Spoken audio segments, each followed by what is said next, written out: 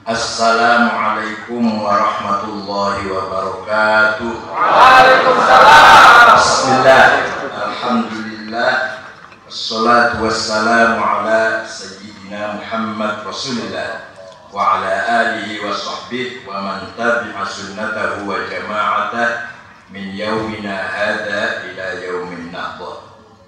Yang terhormat Bapak Menteri Pertanian Republik Indonesia, Bapak Dr. Insinyur Kiai Haji Andi Amran Sulaiman.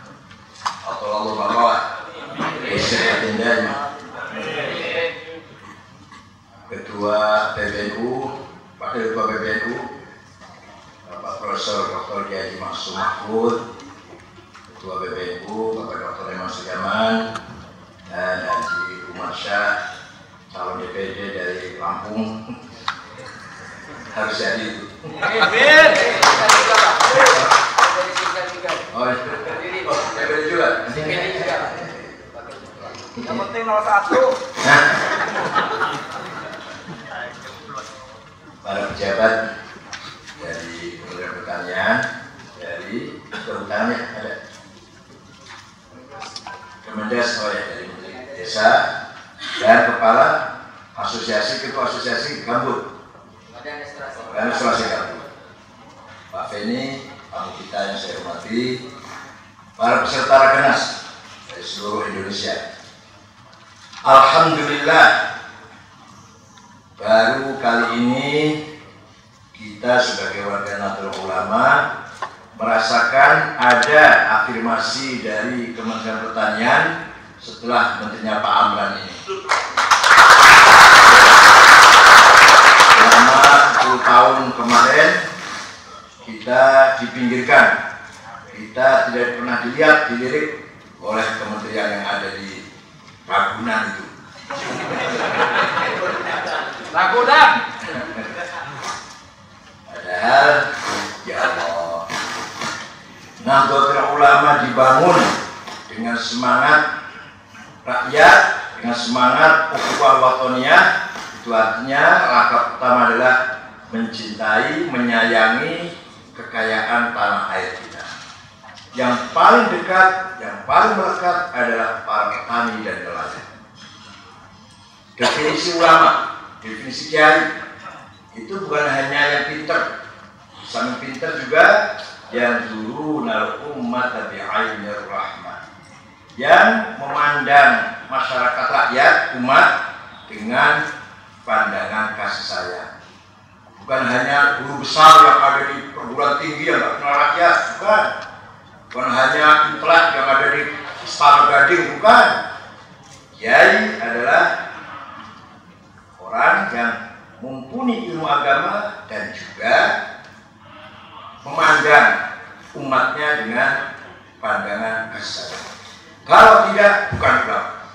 Kalau tidak, bukan kiai. Paling ulama demonstran paling kalau. Ulama kampret. Takdir. Dengan semangat Islam Nusantara, dengan semangat kita menambah, memperkuat, menyayangi persatuan tanah air kita, maka harus lembaga pertanian NU dan nelayan kita perkuat dan kita dukung mati-matian, sekuat tenaga. Lebih dari lembaga yang lain, sudah ada kelebihan, ada afirmasi lebih kepada lembaga pertanian dipimpin oleh Saudara Amin Nasution yang saya sayang. Huwallazi ja'ala lakumul arda dalulan famshu fi manakibiha. Huwallazi sakhkhara lakumul bahra ta'kulu minhu lahman tariyan wa tastakhriju minhu hilyatan talbasuna. Tuhan yang menciptakan bumi, kamu harus mengolahnya. Kamu harus berusaha bagaimana bumi itu produktif. Kemudian wakulu rizki, makalah kamu dari rezeki yang dikeluarkan oleh bumi itu. Wa ilaihi nusyur, ingat kita semua akan kembali kepadanya. Begitu pula wallazi sakhkhara bahra ta'kulu minhu lahman tariyan. Allah menciptakan laut agar engkau menikmati daging-daging yang segar dari ikan itu. wa tastakhriju min hayatan talbasunaha, dan kamu mengambil kekayaan perhiasan yang tersimpan di dasar laut untuk kamu sekalian.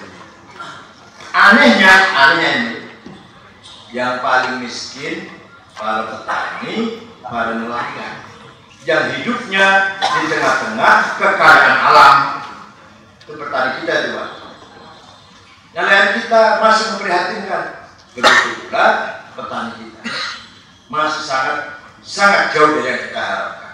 Hidupnya di pinggir hutan, mereka miskin, tidak menikmati kaya hutan itu.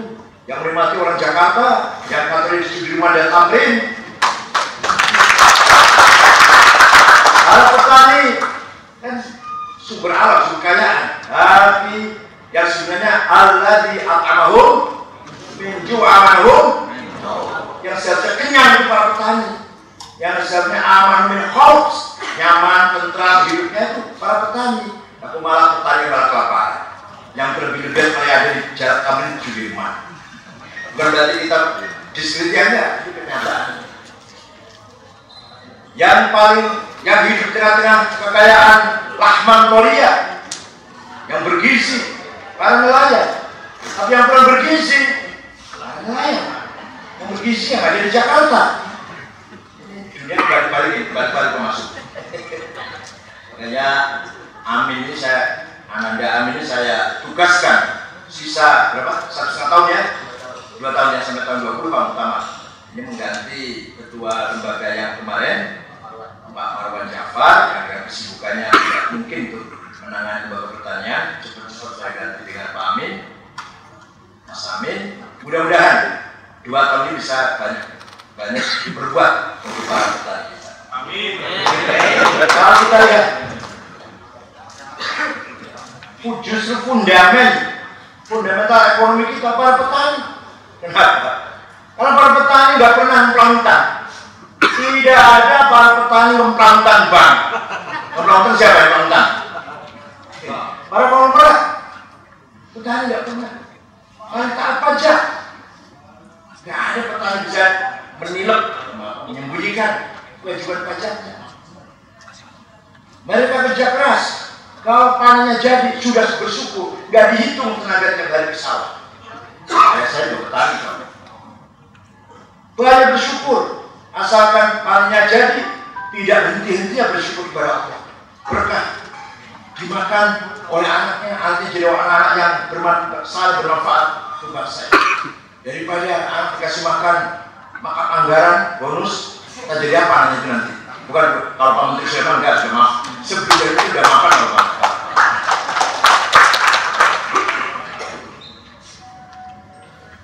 Mari kita sayangi petani kita. Yang aneh, pokoknya saya Kementerian Pertanian hanya sebatas di sawah, digarung kita pegangnya apa namanya?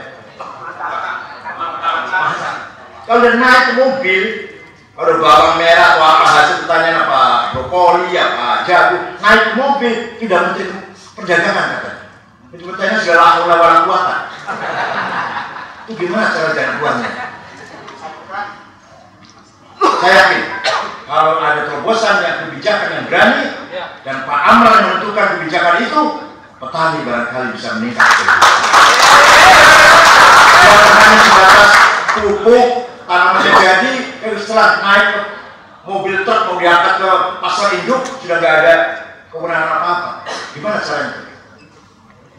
Bayangkan, ada yang dari Brebes, ada dari Brebes, dari Brebes ada kan, dari Cirebon Rosari deh. Itu paling mahal yang namanya bawang merah berapa? Kalau lebih mahal 15 sampai Jakarta 40. Bawang merah. Brokoli dari Tegal, Bojong, Guci itu paling mahal 1.500 sampai Jakarta 10.000. Gimana tuh bisa kayak gitu? Ya kalau 10.000 ya di sana minimal 5.000 lah. Kalau di sini bawang bisa 4.000 ya minimal para petani 25.000. Saya pernah bertanya pada Pak Amran, bukan kewenangan saya, itu Menteri Perdagangan. Jadi selamanya kalau begini terus, kayaknya kelihatannya dikira tanggung jawab Menteri Pertanian, padahal bukan.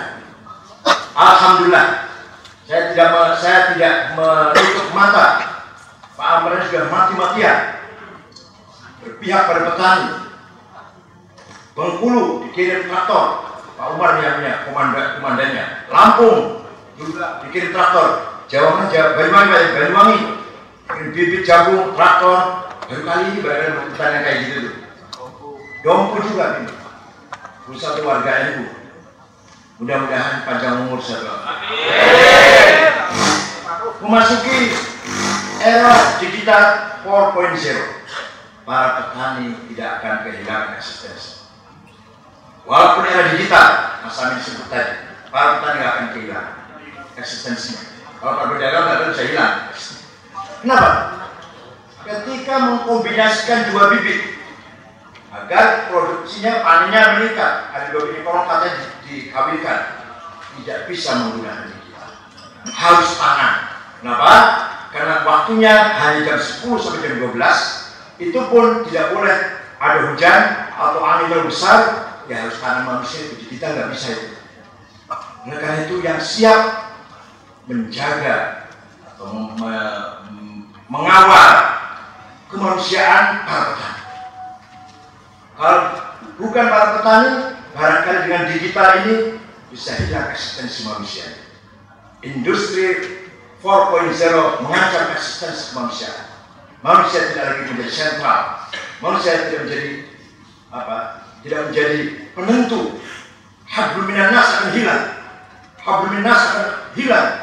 Yang ada hubungan sangat formal, sangat sangat kering. Anaknya kakak dengan anaknya adik sudah tidak kenal. Kakak adik kenal, anak sudah tidak kenal. Inikah yang kita inginkan? Ya. Petani bisa melihara menjaga. Dengan semangat Islam Nusantara kita jaga hablum minan nas. Dengan semangat Islam Nusantara kita jaga lahan kita, bumi kita. Dengan semangat Islam Nusantara kita jaga laut kita, lingkungan hidup kita, hutan kita. Dengan semangat Islam Nusantara kita jaga budaya, karakter jati diri, kepribadian. Mentang-mentang sekolah dari Arab pulang jenggot panjang, gamis, jidat hitam. Mentang-mentang keluaran Amerika pulang pacak ciuman di tengah-tengah jalan, di pinggir jalan, di pasar-pasar ciuman gandengan orang keluaran Amerika. Yang keluaran Arabnya pakai gamis ke pasar-pasar. Ya kalau hidungnya mancung, hidungnya pes, masya Allah. Kalau hidung mancung pakai gamis pantas, kalau hidung pes itu nggak pantas jelas. Ya jenggotnya kalau peta, ujungnya cuma kesebelasan sepak bola ya. Silakan cari ilmu di Arab. Pak Mubes, Pak Haji Munawar, saya jelek-jeleknya lah. Gus Dur. Juga keluar Arab semua itu, tapi pulang bawa ilmunya, jangan bawa budayanya. Budaya Arab, kenapa? Budaya Arab lebih mulia, lebih baik daripada budaya Arab. Di sana anak muda lewat depan orang tua tidak ada rasa risih atau punten, permisi nggak ada. Bahkan lewat di depan orang sedang sholat itu biasa. Bahkan melangkai kepalanya orang sedang sujud itu biasa. Ayo pernah haji atau umroh, masa enggak? Di kita senakal-nakalnya orang melangkai kepalanya orang lagi sujud gak berani. Bukan gak berani, takut terkena bangsa enggak. Hati itu enggak tega, enggak sampai hati lah. Orang sujud melangkai kepalanya. Bukan masalah takut nanti dipuji orang enggak. Di sana menyerahkan barang pakai tangki sangat biasa. Ini syekh, ini kiai, ini dokter ini pakai tangki. Jadi kita betapa jeleknya itu. Di sana gak ada kang, mas, bang, namanya dua. Istri panggil suami namanya saja. Di kita ada kang, ada mas, ada bang. Luar biasa. Kita punya budaya sangat bijak. Lebih mudah daripada terima tamu. Kalau bukan betul-betul satu marga, gak dikasih masuk rumah. Di luarnya pagar yang temboknya tinggi, walaupun tiap malam jumpa, tiap sore jumpa, di situ gak bisa masuk rumah. Budaya kita nggak begitu dong. Oleh karena itu, jangan sementang-mentang keluaran Madinah, keluaran Riyadh, pulang dibawa semua budaya-budayanya segala macam. Ilmunya saja dibawa. Begitu pula yang dari barat, Pulang dari barat sudah nggak mau silaturahim, sudah nggak kenal hal bihalal, sudah nggak kenal cium tangan orang tua, sudah meremehkan tali persaudaraan silaturahim. Itu juga salah. Budaya kita lebih mulia daripada budaya Amerika atau Barat, sangat individual. Nah, maka saya canangkan gagasan Islam Nusantara. Bukan agama baru, bukan agama baru. Ada yang pidato khutbah di Sumatera Barat. Saya ambil mengajak kita murtad dengan mengajak Islam Nusantara. Beliau khutbah Jumat menggunakan bahasa Indonesia. Ya Islam Nusantara itu. Kalau bisa marah pakai bahasa Arab gimana dong? Khutbahnya pakai bahasa Indonesia. Ya Islam Nusantara. Akad nikah pakai bahasa Indonesia. Apa pakai bahasa Indonesia walaupun sifatnya agama. Nikah, saya kawinkan, urusan saya itu. Di Arab tidak ada walimatul khitan. Anak itu di khitan nggak ada, selamat tahu di mana nggak ada. Baru dokter sudah selesai. Di sini ada walimatul khitan, Nusantara. Beduk dan alat musik, jadi alat tanda masuknya waktu sholat, Islam Nusantara. Kaya dengan budaya kita, sangat kaya. Oleh karena itu, apa ada orang yang tidak paham? Tidak mau paham, pura-pura tidak paham.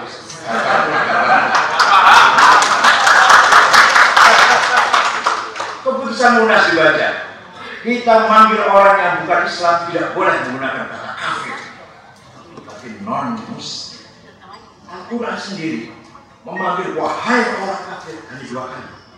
Yang satu ketika ngejak kompromi, setahun sholat saya ikut agama kamu. Nanti tahun depan kau ikut agama saya, kata Buddha. Turun ayat itu. La a'budu ma ta'budu. Saya tidak akan menyembah yang kau sembah, engkau tidak akan menyembah yang aku sembah. Lakum dinukum waliyah. Satu itu, ya kafir. Yang kedua, nanti di akhirat. Ya ayyuhalladzina kafaru la ta'tadiru ya. Hanya 2 kali Quran itu. Wahai orang. Selainnya, ya ibadi, ya ayyuhan nas, ya ahlal kitab. Al-Quran gimana tuh baca ya ayyuhal non-muslim baca? Salah paham orang. Atau nggak paham atau pura-pura nggak paham. Ya mereka bergaul, memanggil. Bukan berarti Quran kita baca ganti dibacaannya, bukan. Dan mereka bergaul memanggil ini, wahai orang kafir. Assalamualaikum warahmatullahi wabarakatuh. Ini bagi orang Islam ya. Selamat siang. Dan kami sejahtera bagi yang kafir-kafir. Mungkin. Itu singgung dong. Ini keputusan Munas Banjar itu mempertegas keputusan Muktamar tahun 84. Ketika pertama kali Gus Dur jadi ketua PBNU di Situbondo, keputusannya hentikan permusuhan antara Muslim dan non-Muslim. Antara lain, kita panggil saudara kita yang bukan Islam, jangan memanggil wahai kafir, tapi manggil non-Muslim. Di Saudi sendiri ya, negara kerajaan yang nggak ada demokrasi, nggak ada organisasi, nggak ada LSM, nggak ada advokat, nggak ada. Apa kata raja? Toh juga menggunakan kata ghairul muslimin, bukan kafirin. Kalau kita masuk ke Mekah, akan masuk ke Mekah sampai kota Shumaisi, masih 35 km lagi, ada besar tulisan lil muslimin faqat, only for muslim, yang terus muslim, yang ghairul muslimin juga. Yang non-muslim belok kanan, jangan lurus. Gak kafirin, begitu.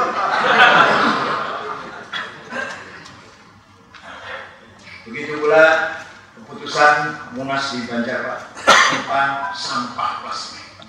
NU peduli dengan, prihatin dengan Indonesia ini juara nomor 2 setelah Cina yang membuang sampah plastik ke laut, dimakan oleh ikan dimakan oleh manusia, jelas mengancam kesehatan, keselamatan generasi yang akan datang.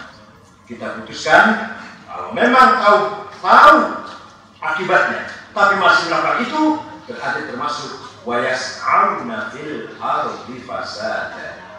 Kalau ada orang tahu sudah buang sampah plastik sembarangan itu akan madarat, masih melakukan, maka termasuk orang yang berbuat menghancurkan tata kehidupan lingkungan. Maka hukumannya ayyuqtalu aw yusallabu aw tuqatil wal khilaf aw yurfa min al-ardh. Dibunuh disalib, potong dua tangan dua kakinya, dua laut. Orang yang menghancurkan tatanan kehidupan, merusak lingkungan. Itu Al-Quran itu. Jadi walhasil harus dihukum sekeras-kerasnya bahasa kesimpulannya. Tidak sembarangan. Itu keputusan Munas Banjar kemarin. Mudah-mudahan sih. Dan ini keputusan musyawarahnya ulama NU sekitar 1.300 ulama. Kalau lebih mana? Lebih ya? 1.000 berapa? Ya. 3.000 yang hadir yang ikut musyawarah tapi yang tercatat 1.200-an. Musyawarahnya Kiai NU untuk orang NU dan lain ikut komentar. Gimana sih? Gak usah komentar karena ini musyawarah ulama NU untuk orang NU.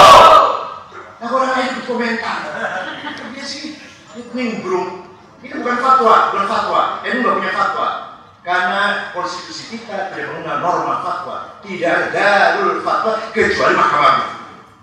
Kecuali Mahkamah Agung yang boleh fatwa. Selain Mahkamah Agung, institusi apapun tidak boleh mengatakan ini fatwa, tidak boleh. Itu cuma inilah hasil musyawarah. Itu hasil musyawarah kiai-kiai. Begitu, bukan fatwa bukan.